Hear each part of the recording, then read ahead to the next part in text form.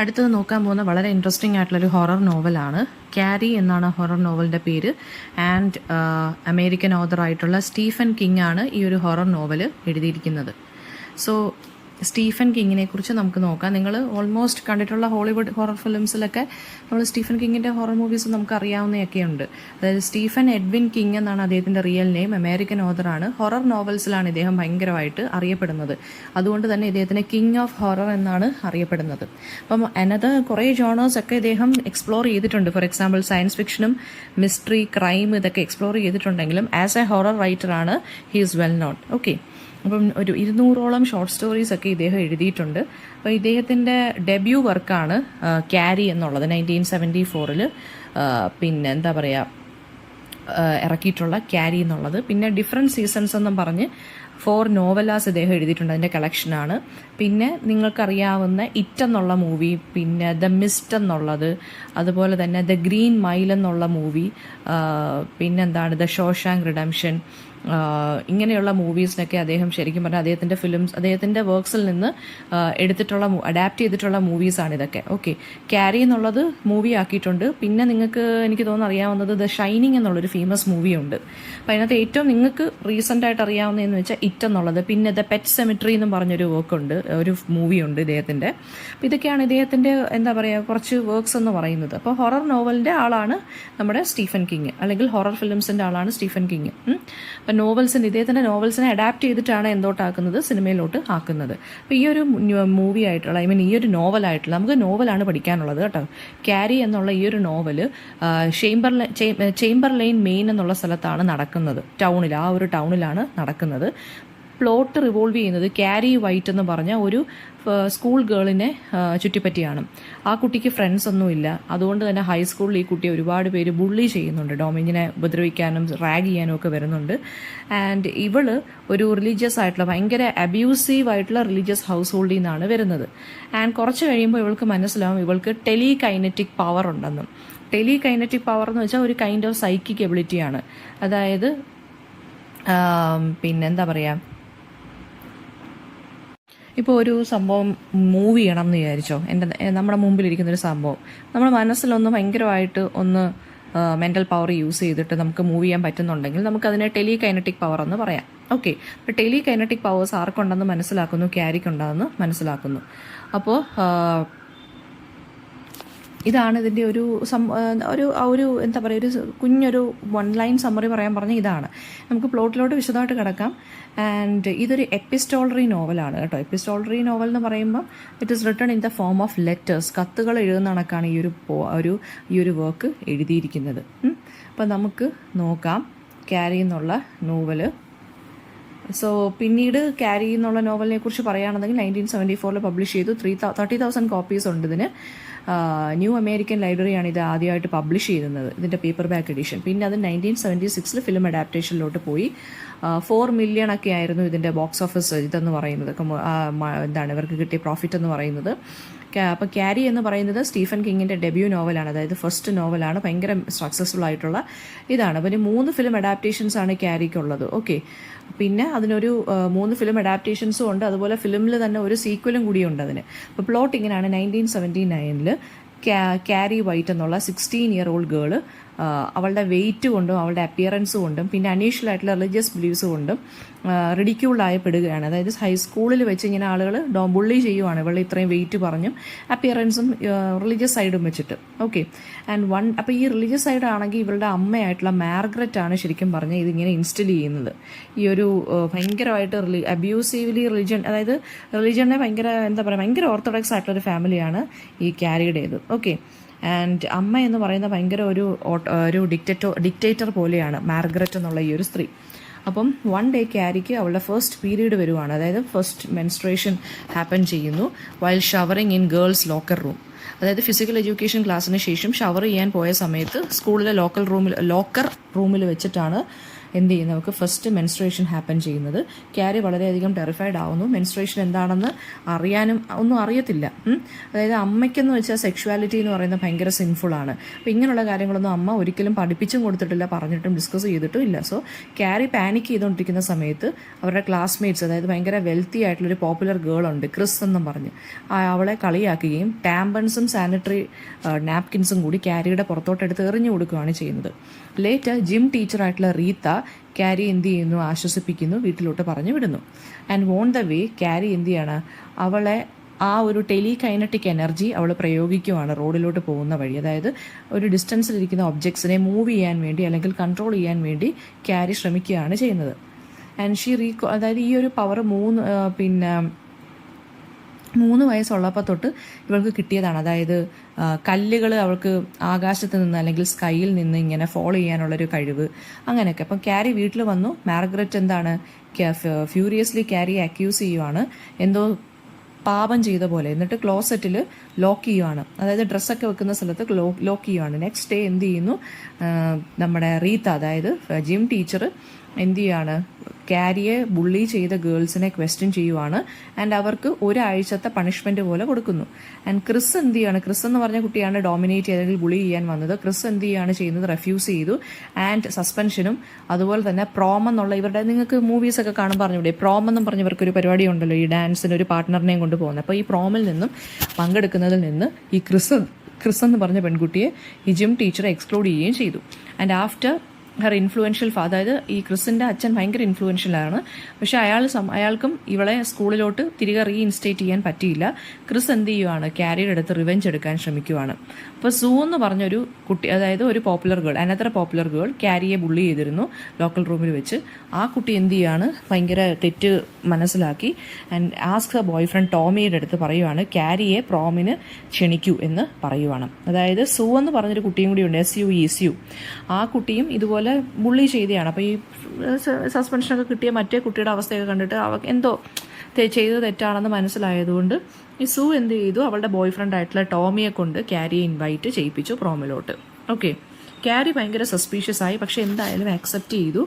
അങ്ങനെ പ്രോം ഡ്രസ്സൊക്കെ തയ്ക്കാൻ കൊടുത്തു.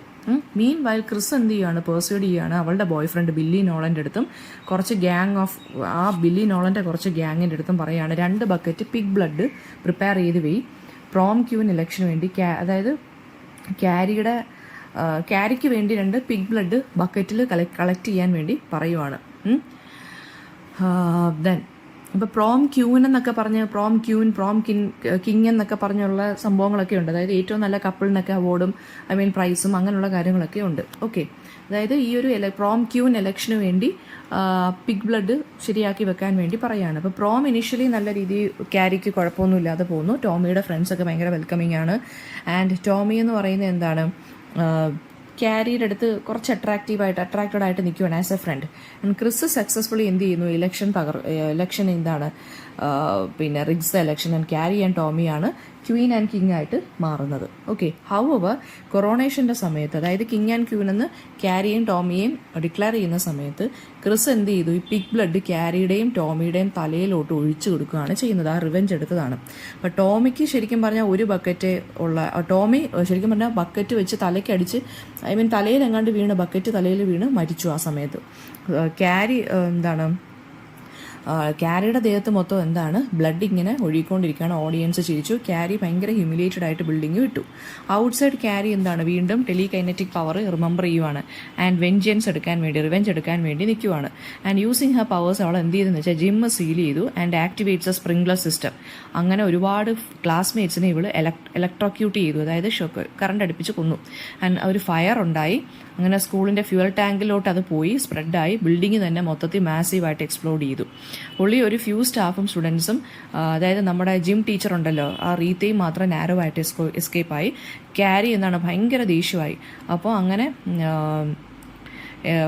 പിന്നെന്താണ് ഈ ഒരു ഹൈഡ്രൻസ് ഒക്കെ വെച്ചിട്ട്, അതായത് ഈ ആളുകൾ വെള്ളം ഒഴിക്കാൻ വരുമല്ലോ, അപ്പോൾ അതിനെല്ലാം എന്ത് ചെയ്തു, ക്യാരി അതെല്ലാം ഡിസ്ട്രോയ് ചെയ്തു. ആൻഡ് പവർ ലൈൻസ് എല്ലാം കളഞ്ഞു. ആൻഡ് ഗ്യാസ് സ്റ്റേഷൻസ് പോലും ഡിസ്ട്രോയ് ചെയ്തു. വീട്ടിലോട്ടുള്ള വഴിയിലുള്ള പവർ ലൈൻസ് എല്ലാം കട്ട് ചെയ്തു. എന്നിട്ട് എൻറ്റയർ ടൗണിൽ ഇവള് നല്ല രീതിയിൽ ഡിസ്ട്രോയ് ചെയ്തു. ഒരുപാട് ബിൽഡിങ്സും ഒരുപാട് 100 കണക്കിന് ആളുകളെയും കൊന്നു. ആൻഡ് എന്നിട്ട് ഇത് കൊല്ലുന്നതിനോടൊപ്പം തന്നെ ഒരു മെസ്സേജ് കൂടി ഇവൾ ബ്രോഡ്കാസ്റ്റ് ചെയ്തു. അതായത് ടൗൺസ് പീപ്പിളിൻ്റെ അടുത്ത് കാണിക്കുവാണ് ഈ ഒരു കാര്യം ഞാനാണ് ചെയ്തതെന്ന്. മൊത്തത്തിൽ എല്ലാവരുടെയും വീടുകളിലോട്ട് മെസ്സേജ് എത്തുന്ന രീതിയിൽ ഇവൾ അതും ടെലിപ്പതിക് മെസ്സേജും കൂടി ക്രിയേറ്റ് ചെയ്തു. ക്യാരി വീട്ടിൽ മാർഗ്രറ്റിനെ അമ്മയെ കൺഫ്രണ്ട് ചെയ്യാൻ വേണ്ടി വരുവാണ്. ഹു ബിലീവ്സ് ദാറ്റ് ക്യാരിക്ക് സെയ്റ്റാൻ്റെ എന്തോ പൊസിഷൻ കിട്ടി ആൻഡ് ക്യാരിയെ കൊല്ലണം എന്ന് പറഞ്ഞിരിക്കുവാണ് അമ്മ. മാർഗ്രറ്റ് എന്താണ് tells Har that her conception was, അതായത് മാരിറ്റൽ റേപ്പ് കൊണ്ടായിരിക്കുക, അതായത് മാർഗ്രറ്റിനെ ആരോ റേപ്പ് ചെയ്തിട്ടുണ്ടായിട്ടുള്ള മകളാണ് ക്യാരി. അപ്പോൾ മാരിറ്റൽ റേപ്പ് കൊണ്ട് കൺസീവ് ചെയ്തിട്ടുള്ള മകളായതുകൊണ്ട് എന്ത് ചെയ്യാണ്, അങ്ങനെ അതുകൊണ്ടായിരിക്കും സെയ്റ്റാൻ പൊസസ് ചെയ്ത പോലൊക്കെ ഇങ്ങനെ ഓരോ നശിപ്പിക്കുന്നതെന്ന് പറയാണ്. ആൻഡ് അവൾ എന്ത് ചെയ്യുവാണ്, അമ്മ എന്ത് ചെയ്യാണ്, ക്യാരിയെ ഷോൾഡറിൽ സ്റ്റാബ് ചെയ്യുന്നു, ഒരു കിച്ചൺ നൈഫ് കൊണ്ട്. ക്യാരി എന്ത് ചെയ്യുവാണ് ശരിക്കും പറഞ്ഞാൽ ചെയ്യുന്നത്, മാർഗ്രറ്റിൻ്റെ ഹാർട്ടിനെ കുത്തുകയാണ് ചെയ്യുന്നത്. അതായത് പ്രെയർ ചൊല്ലിക്കൊണ്ടിരുന്ന സമയത്ത് മോർട്ടലി വൂണ്ടഡ് ക്യാരി എന്ത് ചെയ്യാണ്, റോഡ് ഹൗസിലോട്ട് പോവുകയാണ്, വേർ ഷി വാസ് കൺസീവ്ഡ്. അപ്പോൾ ക്രിസും ബില്ലി ലീവ് ചെയ്യുന്നത് കണ്ടു. ആൻഡ് ടൗണിൻ്റെ ഡിസ്ട്രക്ഷൻ എല്ലാവരോടും ഇവരെല്ലാം ഇങ്ങനെ പറഞ്ഞു നടക്കുവാണ്. ആഫ്റ്റർ ബില്ലി എന്താണ് ക്യാരിയുടെ അടുത്തോട്ട് ഓടി വരും. പക്ഷേ അതായത് ബില്ലി ക്യാരിയെ കൊല്ലാൻ വേണ്ടി കാറിലോട്ട് വരുവാണ് സ്പീഡിൽ.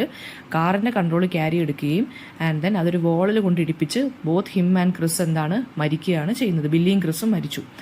സൂ എന്ന് പറയുന്ന ആ പെൺകുട്ടി ക്യാരിയുടെ ഒരു ബ്രോഡ്കാസ്റ്റ് കണ്ടു, കൊളാപ്സ്ഡ് ആയിട്ട് പാർക്കിംഗ് ലോട്ടിൽ വീഴുകയാണ്. ബ്ലീഡിംഗ് ഉണ്ട്, നൈഫ് വൂണ്ട് ഉണ്ട്. അപ്പോൾ രണ്ടുപേർക്കും കൂടി ഒരു ടെലിപ്പതി കോൺവെർസേഷൻ നടക്കുന്നു. ക്യാരി എന്താണ് ഹാഡ് ബിലീവ് ദാറ്റ് സൂൺ ടോമിയും കൂടാണ് സെറ്റപ്പ് ചെയ്ത് ഈ പ്രാങ്ക് എന്നാണ്. പക്ഷേ later they realise that they were innocent. Carrie മരിക്കുന്നു, crying out for her mother. അങ്ങനെ ഒരു സ്റ്റേറ്റ് ഓഫ് എമർജൻസി ഡിക്ലെയർ ആവുന്നു ടൗണിൽ. ആളുകളെല്ലാം സർവൈവേഴ്സിനെ എല്ലാം റീലൊക്കേറ്റ് ചെയ്യുന്നു. ചാമ്പർലൈൻ എന്താണ്, ഈ ചാമ്പർലൈൻ എന്നുള്ള സ്ഥലത്ത് റീഹാബിലിറ്റേഷൻ വർക്ക്സ് ഒക്കെ സ്റ്റാർട്ട് ചെയ്തു. അങ്ങനെ നമ്മുടെ റീത്ത, ജിം ടീച്ചറും സ്കൂൾ പ്രിൻസിപ്പലും കൂടി അവരെ സ്വയം ബ്ലെയിം ചെയ്യാൻ തുടങ്ങി. അങ്ങനെ അവർ രണ്ടുപേരും ടീച്ചിങ്ങിൽ നിന്ന് റിസൈൻ ചെയ്തു. സ്യൂ എന്ത് ചെയ്തു, ഒരു മെമ്മോയർ പബ്ലിഷ് ചെയ്തു. അതായത് വൈറ്റ് കമ്മിറ്റി റിപ്പോർട്ട് പാരനോർമൽ എബിലിറ്റീസിനെ കുറിച്ച് ഇൻവെസ്റ്റിഗേറ്റ് ചെയ്യാനും ക്യാരിയെ പോലുള്ള മറ്റു കുട്ടികൾ ഇനിയും കാണും അല്ലെങ്കിൽ മറ്റുള്ളവർ ഇനിയും ഉണ്ടെന്നും പറഞ്ഞൊരു ഇൻവെസ്റ്റിഗേഷൻ സ്റ്റാർട്ട് ചെയ്യുവാണ്. അങ്ങനെ നോവൽ എൻഡ് ചെയ്യുമ്പോൾ ഒരു സ്ത്രീ അവർ എന്തൂസിയാസ്റ്റിക്കലി അവളുടെ സിസ്റ്ററിന് ഒരു ലെറ്റർ അയക്കുവാണ് about her baby daughter's telekinetic powers.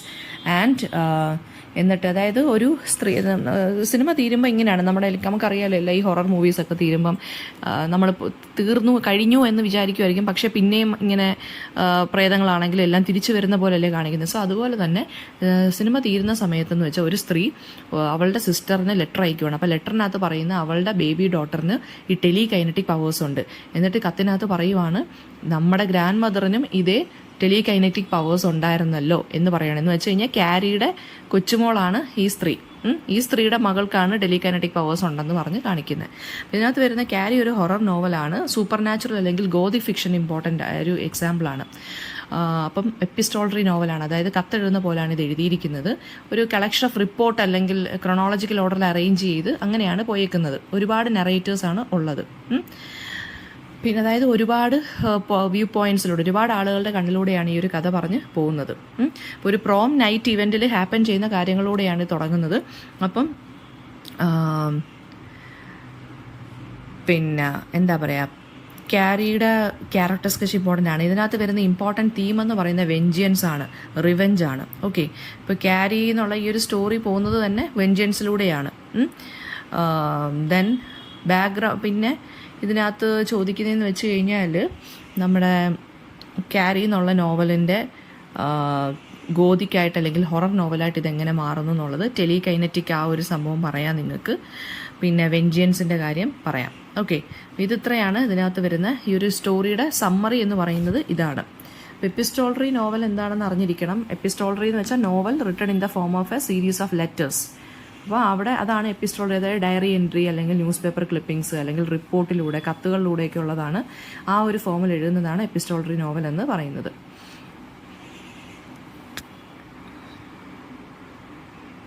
പിന്നെ ഇതിനകത്ത് ചോദിക്കാവുന്ന ക്വസ്റ്റ്യൻ എന്ന് പറയുന്നത് സ്റ്റീഫൻ കിങ്ങിനെ കുറിച്ച് ചോദിക്കാം. അതുപോലെ തന്നെ ഗോതിക് നോവൽ എന്താണെന്ന് ചോദിക്കാം. പിന്നെ സൂപ്പർ നാച്ചുറൽ ആയിട്ടുള്ളൊരു എലിമെൻ്റ് ആണ് ഇതിനകത്തുള്ളത്. സോ സൂപ്പർ നാച്ചുറൽ അല്ലെങ്കിൽ ഗോതിക് എലിമെൻ്റ് എന്ന് വെച്ചാൽ ഗോസ്റ്റ് അല്ലെങ്കിൽ കുറച്ച് ഹൊറർ ആയിട്ടുള്ള എലിമെൻറ്റ്സ്, മിസ്റ്റീരിയസ് ആയിട്ടുള്ള കാര്യങ്ങൾ ഹാപ്പൻ ചെയ്യുന്നു. ഈ ടെലികൈനറ്റിക് പവർ അതൊക്കെയെന്ന് വെച്ച് കഴിഞ്ഞാൽ ഗോതിക് നോവൽസിനകത്ത് വരുന്ന ഒരു ഇതാണ്. പിന്നെ ഗോതിക് നോവൽസിനകത്ത് എക്സാമ്പിൾ ചോദിക്കുകയാണെന്നുണ്ടെങ്കിൽ നമുക്ക് ക്യാരി എന്നുള്ള നോവലിനോടൊപ്പം തന്നെ നമുക്ക് എഴുതാൻ പറ്റുന്ന ഡ്രാക്കുള ഒരു ഗോതിക് നോവലാണ്. പിന്നെ അതുപോലെ തന്നെ വുദറിങ് ഹൈറ്റ്സ് എന്ന് പറഞ്ഞൊരു നോവലുണ്ട്. അതൊക്കെ ഗോതിക് നോവൽസാണ് കേട്ടോ.